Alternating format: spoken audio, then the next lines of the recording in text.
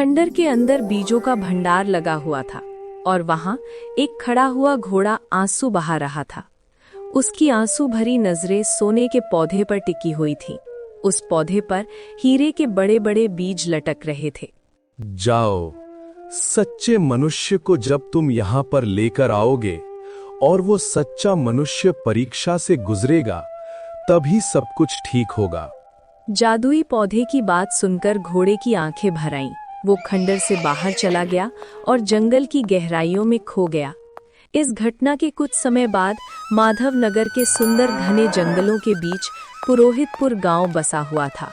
वहां अर्जुन और भीम नाम के दो भाई रहते थे।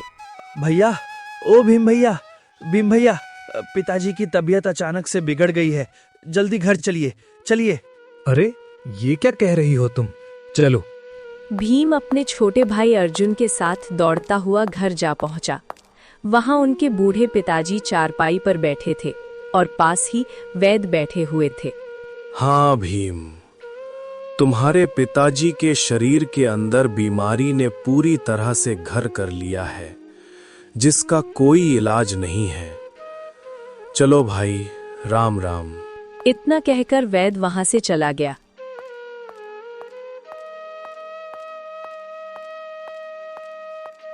देखो भीम, मेरा अंतिम समय आ गया है। अब मैं ज्यादा दिन तक इस संसार में नहीं रह पाऊंगा। देखो भीम, मुझे तुम पर भरोसा है। तुम ईमानदारी से सारी संपत्ति को आधा आधा हिस्सा अपने छोटे भाई से बातचीत करके बांट लेना। इतना कहकर भीम के बूढ़े पिता ने दम तोड़ दिया। कुछ देर बाद वो दोनों अपने पिता का अंतिम संस्कार कर घर लौट आए।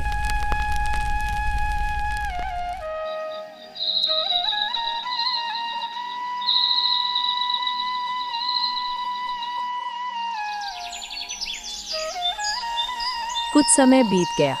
एक दिन भीम की पत्नी मिया, जो कि बहुत चतुर और तेज थी, भीम से बोली, पिताजी को गए काफी समय हो गया है।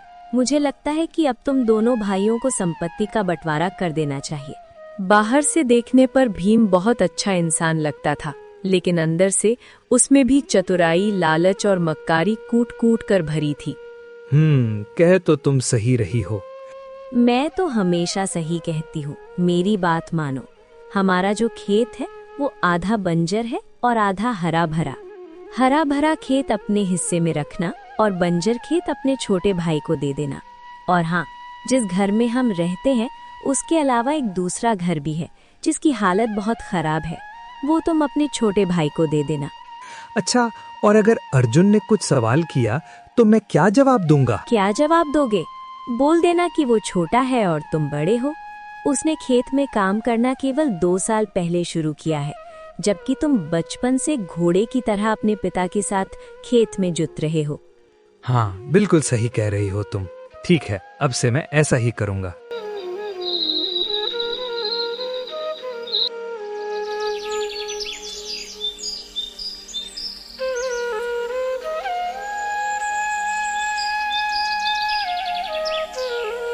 अगले दिन भीम अपनी पत्नी मीरा के साथ अर्जुन के आंगन में जा पहुंचा।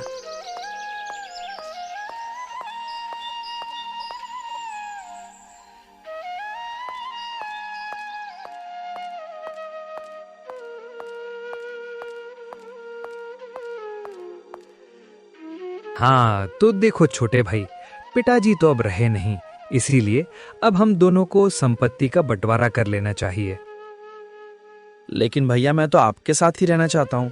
अरे छोटे, ये सब बातें कुछ समय के लिए अच्छी लगती हैं। देखो, हमें अभी से अपने भविष्य के बारे में सोचना चाहिए, है ना? हाँ ठीक है भैया, जैसी आपकी मर्जी। बताइए। हाँ, तो फिर मेरी बात ध्यान से सुनो। देखो, हमारा खेत आधा उपजाऊ है और आधा बंजर। उपजाऊ जमीन का हिस्सा मैं रखूंगा, क्योंकि भाई मैं बचपन से ही पिताजी के साथ मेहनत करता आया हूँ, खेती करता आया हूँ, जबकि तुम केवल 2 वर्ष से खेत में हाथ बटा रहे हो। और हमारे 2 घर हैं, एक ये है और दूसरा घर, उसमें तुम अपनी पत्नी के साथ रहोगे, क्योंकि इस घर पर मैंने काफी खर्चा किया है, इसीलिए मैं यहाँ रहूंगा। ठीक है? ये सुनकर अर्जुन चौंक गया। तभी उसकी पत्नी प्रिया गुस्से से बोली, ये तो सरासर अन्याय है। आप बेकार के हिस्से अपने छोटे भाई को दे रहे हैं और अच्छे हिस्से अपने पास रख रहे हैं। देखिए भैया, मेरी पत्नी प्रिया सही कह रही है। खेत का आधा बंजर हिस्सा अगर आप मुझे दे देंगे तो मैं खेती किस पर करूंगा। अब देखो, वो सब मुझे नहीं पता भैया, लेकिन बंटवारा तो ऐसे ही होगा। जिस दूसरे घर की आप बात कर रहे हैं वो घर नहीं बल्कि एक झोपड़ी है। तो मैं क्या कर सकता हूँ? तुम दोनों के हिस्से में वही आ रहा है तो वही ना दूंगा। ये क्या बात कर रहे हैं भैया, आप गलत बंटवारा कर रहे हैं। मैं इस बंटवारे को नहीं मानता। बंटवारा होना चाहिए तो पूरा न्याय से होना चाहिए। खराब चीज हमारे हिस्से, अच्छी चीज आपके हिस्से। ये बंटवारा होता है क्या? ये तो मनमानी है। मनमानी है तो फिर ठीक है भैया, अगर तुम इस मामले को पंचायत में ले जाना चाहते हो तो तुम्हारी मर्जी। इस गांव का मुखिया मेरा दोस्त है, वो भी मेरी ही बात मानेगा, समझ गए? अभी जो मिल रहा है रख लो, बाद में कहो ये भी ना मिले। बेहतर यही होगा कि पंचायत तुम्हें जलील करे और कुछ ना दे, उससे अच्छा है कि ये मामला घर की चार दीवारी में सुलझा लो। ठीक है भैया। हाँ तो फिर ठीक है भाई, हो गया फैसला। तुम अभी और इसी वक्त ये घर छोड़ के चले जाओ। चलो भाई। अर्जुन आंखों में आंसू लिए अपना सामान उठाकर दूसरे घर में चला गया।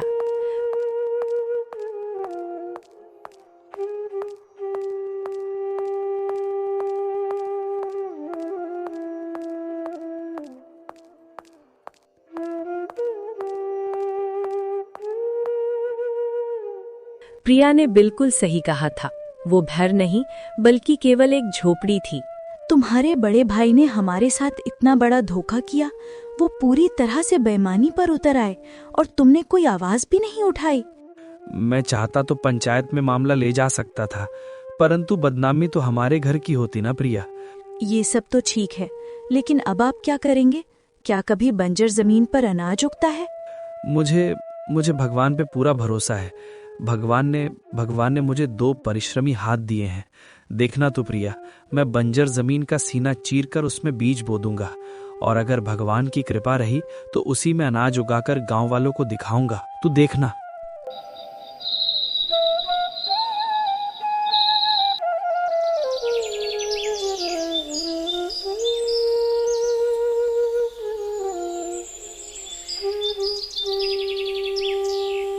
अगले दिन अर्जुन अपने बंजर खेत पर पहुंचा और हल चलाने लगा।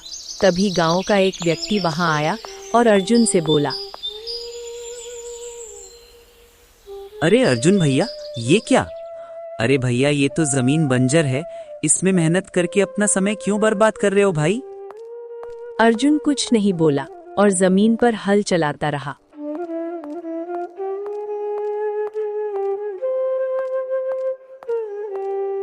वो व्यक्ति वहां से चला गया, लेकिन अर्जुन ने अपनी मेहनत करना जारी रखा।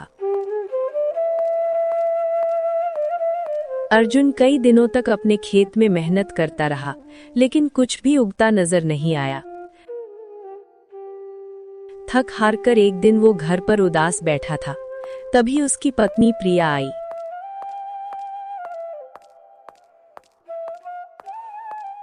मैंने आपसे पहले ही कहा था, बंजर जमीन पर हल चलाने से कोई फायदा नहीं। ये सुनकर अर्जुन रोने लगा।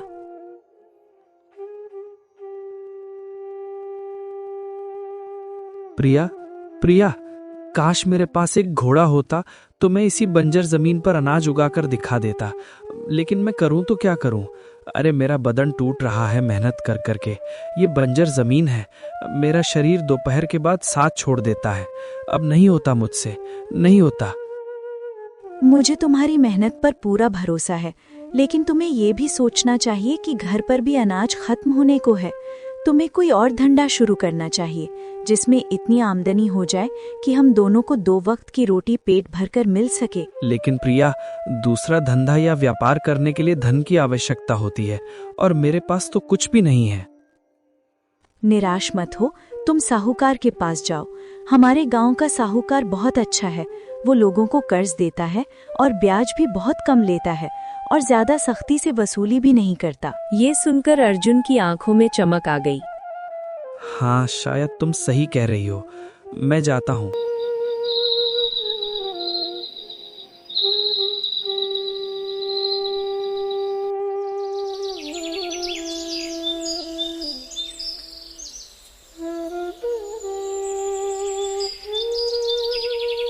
अगले दिन अर्जुन साहूकार की हवेली पहुंचा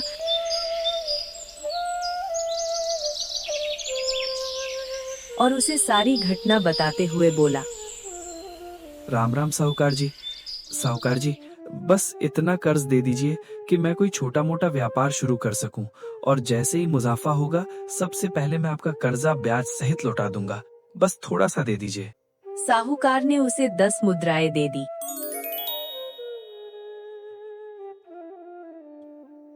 भगवान का नाम लेकर कोई छोटा मोटा काम शुरू कर दो। हाँ, मैं कल सुखपुरा गांव जाऊंगा प्रिया। मैंने सुना है कि वहाँ खिलौने बड़े सस्ते दामों में मिलते हैं। अब क्या है, इन 10 मुद्राओं से कुछ खिलौने खरीदूंगा और दूसरे गांव में ले जाकर बेचूंगा। देखना, कुछ ना कुछ बढ़िया आमदनी हो ही जाएगी।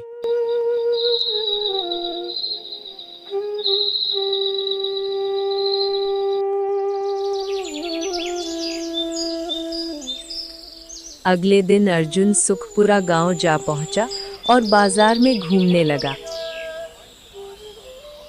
तभी उसकी नजर एक घोड़े पर पड़ी। एक व्यक्ति उसे बुरी तरह पीट रहा था। घोड़े की आंखों से आंसू लगातार बह रहे थे। अरे ओ भैया, ए भैया, ए भैया, ए भैया, काहे काहे इतनी बेदर्दी से इस घोड़े को पीट रहे हो? क्या हो गया? अरे क्यों पीट रहा हूं तुझे पता भी है? मैंने इस घोड़े को जंगल से किसी आदमी से अच्छे दामों पर खरीदा था। सोचा था कि ये खेत में काम करेगा, लेकिन जब भी काम करने की बारी आती है तो बस ये अपनी जगह से हिलता तक नहीं, ऊपर से सारा चारा भी खा जाता है। अरे इसे खरीद कर तो मुझे सिर्फ नुकसान हुआ है, नुकसान। अरे तेरी तो, इसीलिए मैं इस पर अपना गुस्सा उतार रहा हूँ। ओ हो, ए भैया, रुको रुको रुको रुको। अगर ऐसी बात है तो ये घोड़ा हमको दे दो। अरे मुफ्त में घोड़ा भी दे दूं और नुकसान? अरे मैंने इसे मुफ्त में नहीं खरीदा है। अगर तुझे इतना ही अच्छा लग रहा है तो ला, मुझे 10 मुद्राएं दे दे, ला। अर्जुन गहरी सोच में डूब गया। उसने घोड़े की ओर देखा। घोड़े की आंखों में मानो आशा झलक रही थी। कुछ देर सोचने के बाद अर्जुन ने 10 मुद्राएं उस व्यक्ति को दे दी। अब मेरे पास केवल 10 मुद्राएं ही हैं। मैं यहाँ खिलौने खरीदने आया था। एक बात कहूं भैया, बुरा मत मानना, मैंने तुमसे बड़ा मूर्ख नहीं देखा। इस घोड़े को खरीदकर तुमने घाटे का सौदा किया है, लेकिन मेरी बला तो टल गई। ले जाओ, इस मुसीबत को अपने घर ले जाओ भैया, ले जाओ। इतना कहकर वो व्यक्ति वहां से चला गया।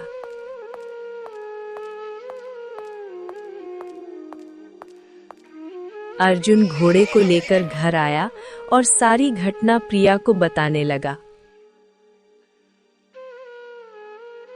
हे भगवान, मैंने तुमसे बड़ा मूर्ख इंसान नहीं देखा। अरे 10 मुद्राएं तुमने इस निकम्मे घोड़े को खरीदने में व्यर्थ कर दी। एक घोड़े से भला हमें क्या फायदा होगा, जबकि उसके मालिक ने ही बता दिया था कि ये काम नहीं करता। अरे प्रिया, वो इसको बुरी तरह से पीट रहा था।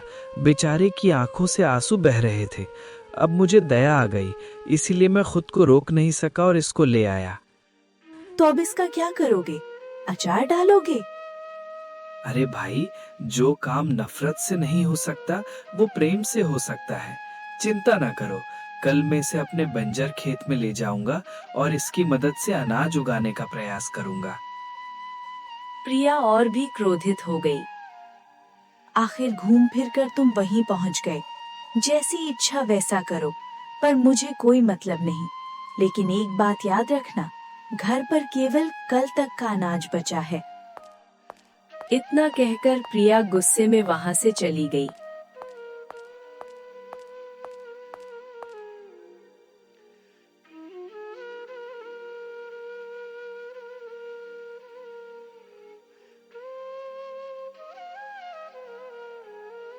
अगले दिन अर्जुन घोड़े को लेकर बंजर खेत में जा पहुंचा। हाँ, अब ठीक लग रहा है ना? अच्छा देखो, मैं तुम्हें सारंग कहकर पुकारूंगा। देखो सारंग, जिन 10 मुद्राओं से मैंने तुम्हें खरीदा था वो तो मैंने कर्ज में ली थी, इसीलिए तुम मेरी मदद जरूर करना, ठीक है? चलो। अर्जुन ने घोड़े को हल में जोतने का प्रयास किया, लेकिन घोड़ा अपनी जगह से हिला तक नहीं। अरे आखिरकार तुझे हो क्या गया है? तो अपनी जगह से हिल क्यों नहीं रहा है? चल भाई चल। अर्जुन ने दिन भर कोशिश की, लेकिन घोड़े ने कोई काम नहीं किया।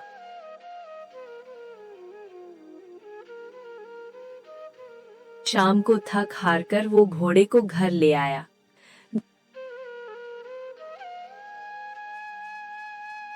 घर पर अर्जुन का उतरा हुआ चेहरा देखकर प्रिया ने गुस्से से कहा, क्या हुआ? तुम्हारे इस घोड़े ने तुम्हारा पूरा खेत चोट डाला। चेहरा तो बिल्कुल बुझा हुआ लग रहा है। अर्जुन कुछ नहीं बोला। उसकी आंखों से आंसू निकल आए।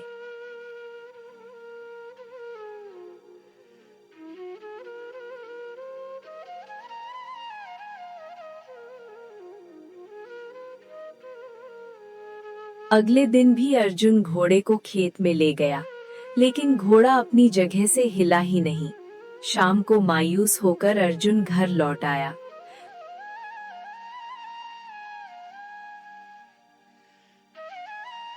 प्रिया की आंखों में आंसू थे। आज सुबह से मैं भूखी हूँ। घर का अनाज खत्म हो गया है। अब बताओ क्या करूं? क्या तुम्हारे भाई के सामने हाथ फैलाऊं? वही भाई जिन्होंने हमें धोखा देकर सब कुछ छीन लिया। अर्जुन की आंखों से भी आंसू छलक पड़े। वो बाहर आंगन में घोड़े के पास बैठ गया और देर तक रोता रहा। आधी रात हो चुकी थी। अचानक घोड़े ने अर्जुन की ओर देखकर बोला, मुझे तुम्हारी हालत पर बहुत तरस आ रहा है अर्जुन। मैं तुम्हारी मदद करना चाहता हूँ अर्जुन। अर्जुन ये सुनकर चौंक गया। अरे हे भगवान, ये मैं क्या देख रहा हूँ? एक घोड़ा मनुष्य की भाषा में बात कर रहा है। हे भाई, कौन हो तुम? घबराओ मत, घबराओ मत। मैं तुम्हारा नुकसान नहीं करूंगा। ये मत पूछो कि मैं कैसे बोल रहा हूँ। बस ये समझो मैं तुम्हारी मदद कर सकता हूँ। अर्जुन का डर थोड़ा कम हुआ। उसने तुरंत प्रिया को बुलाया और सारी घटना बताई। हे भगवान, ये घोड़ा मनुष्य की तरह बोल रहा है। अर्जुन, इसे वापस वहीं छोड़ आओ जहाँ से तुम इसे लाए थे। अरे भगवान के लिए ऐसा मत करना, नहीं तो मेरा पुराना मालिक मुझे पीट पीट कर मार डालेगा। बहुत तेज मारता है। नहीं नहीं नहीं नहीं नहीं नहीं, ऐसा मत करना। तुम हमारी मदद कैसे कर सकते हो? मैं एक ऐसे जंगल का पता जानता हूँ जहाँ जादुई बीज मिलते हैं। अगर तुम उन्हें अपने बंजर जमीन में बो दोगे तो फिर उसका चमत्कार देखना। हाँ। अर्जुन ने प्रिया की ओर देखा। एक बार इसकी बात मानने में क्या हर्ज है? हो सकता है हमारी किस्मत बदल जाए। ठीक है। हाँ तो ठीक है, फिर मेरी रस्सी खोल दो। अर्जुन ने घोड़े की रस्सी खोल दी। घोड़ा जंगल की ओर दौड़ पड़ा।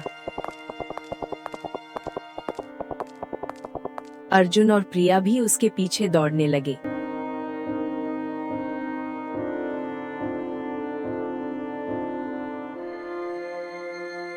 कुछ देर बाद घोड़ा जंगल में बने एक खंडहर के सामने रुक गया। चलो मेरे साथ, तुम्हें जादुई बीज यहीं खंडहर के अंदर मिलेगा। अर्जुन और प्रिया घोड़े के साथ खंडहर के अंदर चले गए।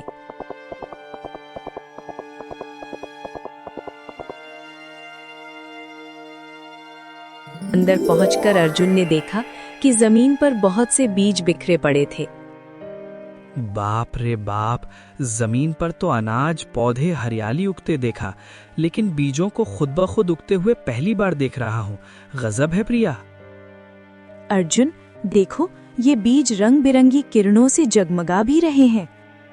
इनमें से कुछ बीज उठा लो और फिर उनका चमत्कार देखना। उठा लो। तभी प्रिया की नजर एक बड़े पौधे पर पड़ी जो शुद्ध सोने का बना हुआ था और उस पर हीरों से बने बीज उग रहे थे। ये तो बड़ा ही विचित्र पौधा है। हाँ, इसका भी एक रहस्य है, लेकिन वो रहस्य अभी मैं तुम्हें नहीं बता सकता। सही समय आने पर सब बताऊंगा। अर्जुन ने कुछ बीज उठाए, फिर वो प्रिया और घोड़े के साथ घर लौट आया।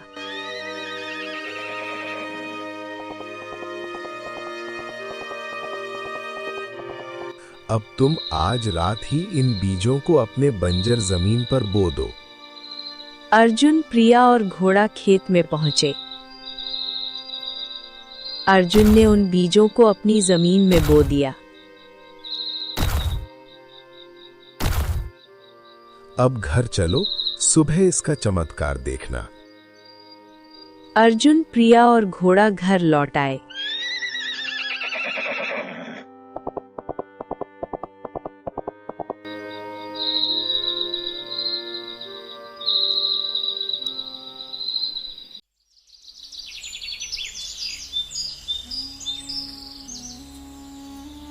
अगली सुबह अर्जुन और प्रिया खेत पहुंचे।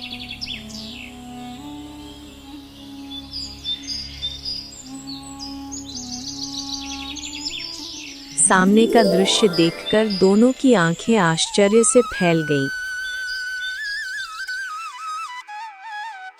पूरा खेत हरे भरे पौधों और लहलहाती फसल से भर चुका था।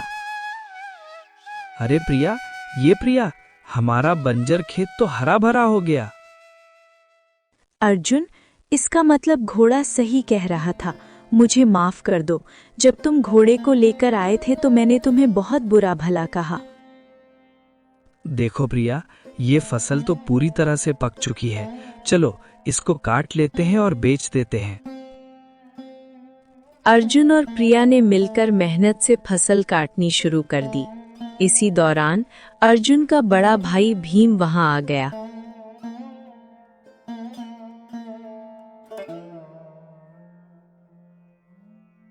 सामने अचानक फसल लहलहाते देख वो चौंक पड़ा। ए अर्जुन, ये क्या है भाई? गजब! कल तक तो ये खेत बंजर था और आज इस पर लहलहाती फसल खड़ी है। कैसे भैया, कैसे हो गया रे छोटू? अर्जुन कुछ कहने ही वाला था कि प्रिया ने तुरंत उसे रोक दिया। ये सब ईश्वर की कृपा है जेठ जी। अर्जुन ने फसल को अच्छे दामों पर बेचा और बहुत सारा धन प्रिया के हाथों पर रख दिया। प्रिया ये देखकर प्रसन्न हो गई। अर्जुन, पूरे गांव में हंगामा मच गया है। किसी को विश्वास ही नहीं हो रहा कि एक ही रात में फसल उगी। हाँ, जब बड़े भैया पूछ रहे थे तो मैं सच बताने ही वाला था। अपने बड़े भाई को इस जादुई घोड़े के बारे में मत बताना, नहीं तो वो भी इसे छीनने का प्रयास करेंगे। शायद तुम सही कह रही हो प्रिया। समय इसी तरह बीतने लगा। अब अर्जुन हर माह घोड़े के साथ जादुई जंगल जाता, वहां से जादुई बीज लाता और अपनी बंजर जमीन पर बो देता। अगले ही दिन उसके खेत में लहलहाती फसल खड़ी हो जाती। देखते ही देखते अर्जुन के दिन बदल गए और वो धनवान हो गया। यही बात उसके बड़े भाई भीम को बिल्कुल पसंद नहीं आई। अरे, मेरी तो समझ में नहीं आ रहा कि आखिरकार ये हो क्या रहा है। बंजर जमीन पर अर्जुन कैसे एक ही रात में अनाज उगा सकता है? ये क्या चक्कर है भाई? मुझे लगता है तुम्हारे छोटे भाई के हाथ कोई जादुई शक्ति लग गई है। तुम्हें उस पर नजर रखनी चाहिए। अगर उसके पास सच में कोई चमत्कारिक वस्तु है तो वो हमारे पास होनी चाहिए। सही कह रही हो तुम। आज से मैं अर्जुन पर गहरी नजर रखूंगा।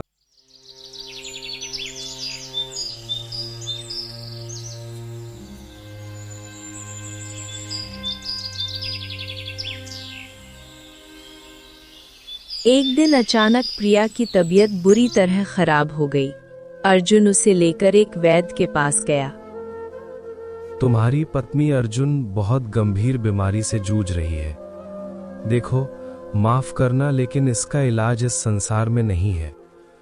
अब समझ के चलो कि बस वो कुछ ही दिनों की मेहमान है। कि ऐसी बातें मत करिए वैद्य जी, ऐसा मत कहिए। शांत हो जाओ, शांत हो जाओ। मेरे हाथ में कुछ नहीं है। तुम अपनी पत्नी को घर ले जाओ, है ना? हाँ। अर्जुन टूटा हुआ मन लिए प्रिया को वापस घर ले आया और बाहर बैठकर फूट फूट कर रोने लगा। तभी घोड़ा वहां आ गया।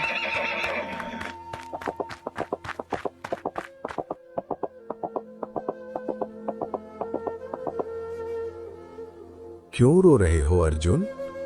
अर्जुन ने सारी घटना घोड़े को बता दी। ओ, लगता है कि परीक्षा का समय आ गया है। कैसी परीक्षा? कुछ देर बाद पता चल जाएगा। अपनी पत्नी को साथ लेकर मेरे साथ जंगल चलो। हाँ, जंगल, लेकिन वहां तो जादुई बीज है। हाँ, उन जादुई बीजों में से एक बीज ऐसा भी है जिसे यदि किसी रोगी को खिलाया जाए तो वो पूरी तरह से स्वस्थ हो जाता है। क्या तुम सच कह रहे हो? हाँ, मैं सच कह रहा हूँ। चलो मेरे साथ। अर्जुन अपनी पत्नी प्रिया को लेकर घोड़े के साथ जंगल की ओर चल पड़ा। मगर उसे पता नहीं था कि ये सब दृश्य उसका बड़ा भाई भीम दूर से देख रहा था। भीम तुरंत भागता हुआ अपनी पत्नी मीरा के पास जा पहुंचा।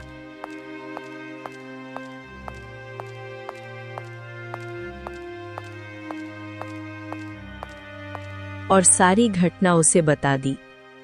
इसका मतलब अब तक जो कुछ भी चमत्कार हो रहा था वो सब जादुई बीजों की वजह से था। चलो हम दोनों उनका पीछा करते हैं।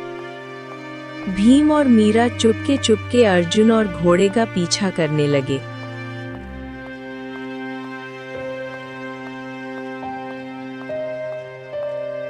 कुछ देर बाद अर्जुन और प्रिया खंडहर के अंदर पहुंचे। वहां पर विशेष प्रकार के बीज उग रहे थे। वो वहां देखो अर्जुन, तुम्हें वो पौधा दिख रहा है ना? हाँ। अरे ये तो सोने का पौधा है जिस पर हीरों के बीज लगे हुए हैं। हाँ, उसे ध्यान से देखो। उस हीरों के बीज तुम्हें एक साधारण बीज दिखाई देगा। आहा, इसमें सचमुच एक साधारण बीज भी है। हाँ, बस अब मेरी बात ध्यान से सुनो। अगर तुम इन हीरों के बीज को अपने खेत में बोओगे तो अगले दिन तुम्हारे खेत में अनगिनत कीमती हीरे उगेंगे और तुम संसार के सबसे धनवान व्यक्ति बन जाओगे। लेकिन अगर तुम इसके विपरीत उस साधारण बीज को चुनते हो और अपनी पत्नी को खिला देते हो तो वो रोग मुक्त हो जाएगी, पर उसके बाद तुम इन हीरों के बीजों का इस्तेमाल नहीं कर पाओगे। यहाँ तक कि इन जादुई बीजों को जो तुम बोते आए हो इनका भी उपयोग नहीं कर पाओगे। अर्जुन ये सुनकर चौंक गया और गहरी सोच में डूब गया। जब मेरी पत्नी ही नहीं रहेगी तो ढेर सारा धन, अनाज, वैभव, दौलत, ये सब मेरे किस काम का? मैं क्या करूंगा? नहीं, मैं अपनी पत्नी को स्वस्थ देखना चाहता हूँ। बस याद रखना अर्जुन, जैसे ही तुम ये बीज अपनी पत्नी को खिलाओगे, यहाँ जितने भी जादुई बीज हैं, ये सोने का पौधा सब गायब हो जाएंगे और पूरा खंडहर साधारण हो जाएगा। अर्जुन साधारण बीज की ओर बढ़ा ही था कि तभी भीम और मीरा हाथों में तलवार लिए वहां आ पहुंचे। अरे अर्जुन, मैं तेरे और घोड़ी की सारी बातचीत सुन चुका हूँ। उस जादुई बीज को फेंक दे, चुपचाप फेंक, चल फेंक। अगर तूने इस प्रिया को खिला दिया तो सारे जादुई बीज हमेशा के लिए गायब हो जाएंगे और ये मैं किसी भी कीमत पर बर्दाश्त नहीं कर सकता। अरे फेंक रे, जल्दी से, नहीं तो फेंक। मुझे सारे के सारे जादुई बीज चाहिए। भैया, मेरी पत्नी कुछ दिनों की मेहमान है। क्या आप चाहते हैं कि वो मुझे छोड़कर चली जाए? बताइए भला। मुझे क्या मतलब तेरी पत्नी से? मुझे धन चाहिए, धन, इंसान नहीं। अगर तूने एक कदम भी आगे बढ़ाया ना, मैं तेरी गर्दन उड़ा दूंगा तलवार से। चल हट पीछे। अरे चलो मीरा, इससे पहले कि ये मूर्ख कोई मूर्खतापूर्ण काम करे, हम सोने के पौधे के सारे बीज उखाड़ लेते हैं। कल सुबह हमारे खेत में हीरे ही हीरे नजर आएंगे और हम इस संसार के सबसे धनी व्यक्ति बन जाएंगे। चलो चलो चलो। इतना कहकर भीम और मीरा सोने के पौधे की ओर बढ़ते हैं। जैसे ही दोनों पौधों को स्पर्श करते हैं, अचानक एक जबरदस्त धमाका होता है और उनके शरीर जलने लगते हैं। अरे ये क्या हो रहा है? मेरे भैया और भाभी जल रहे हैं। इन्हें कैसे बचाऊं? अरे इन्हें बचाओ, कोई तो बचाओ इन्हें। तभी वहां एक साधु प्रकट होते हैं। ये संभव नहीं है अर्जुन। इन जादुई पौधे ने इन दोनों का अंजाम यही चुना है। इन्होंने लालच और बुरी नीयत से इस पौधे को स्पर्श किया और इनका अंत यही होना था। कुछ देर में भीम और मीरा जलकर राख हो जाते हैं। अर्जुन की आंखों से आंसू बहने लगते हैं। अर्जुन ने कांपते हुए बीज अपनी पत्नी को खिला दिया। बीज खाते ही प्रिया उठ बैठी। मुझे अब बिल्कुल ठीक महसूस हो रहा है। अचानक एक और धमाका होता है और घोड़ा एक सुंदर राजकुमार में बदल जाता है। अर्जुन हैरान रह जाता है। ये क्या? आखिर ये सब क्या हो रहा है? कुछ समय पहले मैंने तपस्या करके बड़ी मुश्किल से इन जादुई बीजों को इस जंगल में उगाया था। मेरा उद्देश्य था कि इन बीजों के जरिए मानवता की भलाई की जा सके, सूखाग्रस्त इलाकों की मदद हो सके। लेकिन इसी रहस्य का पता राज्य के राजकुमार विक्रम को चल गया। वो एक लालची और घमंडी राजकुमार था। मैंने उसे चेतावनी दी थी कि इन बीजों को लालच से मत छूना, लेकिन वो नहीं माना। उसने सीधे सोने के पौधों को हाथ लगा दिया जिस पर हीरे के बीज लटक रहे थे, और तुरंत वो एक घोड़े में परिवर्तित हो गया। उस दिन जादुई पौधे ने उसे श्राप दिया कि तुम घोड़े के रूप में रहोगे, लेकिन चाहकर भी घोड़े जैसा काम नहीं कर पाओगे। तुम्हारे मालिक तुम्हें बेचेंगे। जब कोई सच्चे मन वाला लालच रहित मनुष्य तुम्हें खरीदेगा और तुम्हारा रहस्य जानेगा, और फिर भी अगर वो धन की बजाय अपने परिवार को चुनेगा, तभी तुम श्राप से मुक्त हो पाओगे। हाँ, और अर्जुन, तुम्हारी वजह से आज मैं इस श्राप से मुक्त हो पाया हूँ। अर्जुन की आंखें भर आती हैं। साधु अर्जुन के पास आते हैं। तुम्हारे भाई और भाभी ने लालच से उस पौधे को छुआ, इसीलिए उन्हें उसकी सजा मिली।